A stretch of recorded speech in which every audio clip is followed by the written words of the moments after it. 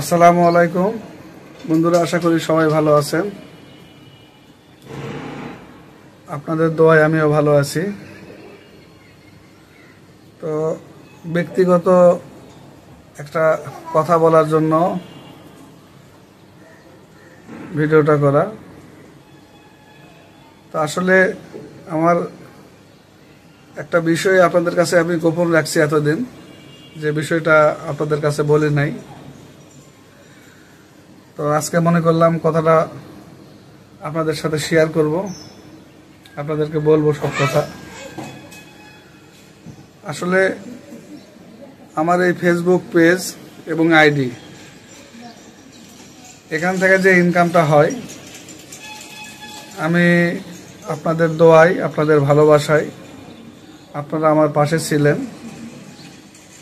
আপনাদের সহযোগিতায় আমি ফেসবুকের পেজের টাকায় এবং আইডির টাকায় আমি একটা ফ্ল্যাট কিনেছি।